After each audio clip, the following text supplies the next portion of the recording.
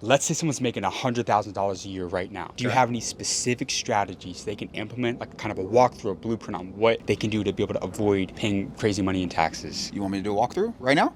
Could we? Let's break it down on the whiteboard. Let's go. Let's do it right now. Awesome. Let's do it. All right, so we said 100K, right? Yes. And this could be 100K, W-2, 1099. Entrepreneur. Okay, it's 100K. Now, let's just say that I want to use a rental property to offset my taxes. I'm going to have to come up with a down payment. But here's what I could do. Let's just say that this property is $500,000 and I had a separate $100,000 that I saved up. So I'm going to take out a $400,000 loan. I could buy this $100,000 property. I just need one property. And what I'm gonna do is I'm gonna list this property as a short-term rental. Here's the reason why. If I list this property as a short-term rental, and if this property has tenants that stay in the property 7 days or less, and I manage the property for 100 hours, I can perform a strategy on this property called the cost segregation study.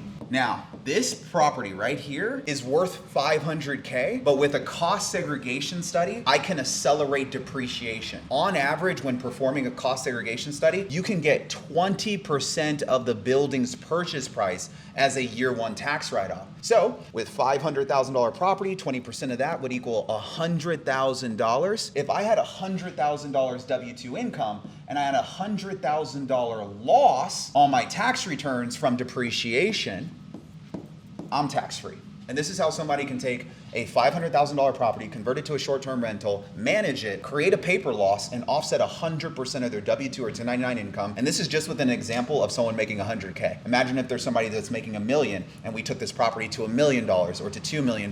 This game becomes so fun. And that's why I need debt, right? Because in order to buy this property, I may not have 500K saved up, but I may have 100K saved up and I'm gonna take out leverage, OPM, to get that other 400K. Other people's money all day. Yep. I've said it before, I'll say it again. You know they don't teach that in school, right? Absolutely not, bro. This game of building wealth and buying real estate is not taught in schools. I gotta ask you for one more. What is a tax hack somebody watching this right now can take with them into their business, their personal income that they can apply? Give them one more tax hack right now that is not taught, that most people do not know. Most people don't know what the Augusta Rule is. And it's funny how the Augusta Rule came to be. It was a golf tournament called the Masters Golf Tournament it's held every single year in Augusta, Georgia. The issue with Augusta, Georgia is there's not enough hotels out there. So homeowners had to open up their primary residences to travelers who are coming in to watch this golf tournament. People have been watching Tiger Woods play at the Masters tournament for years. The city of Augusta, Georgia enacted a code that said if you rent out your property for 14 days or less, you don't have to pay taxes on the rental income in the state of Georgia.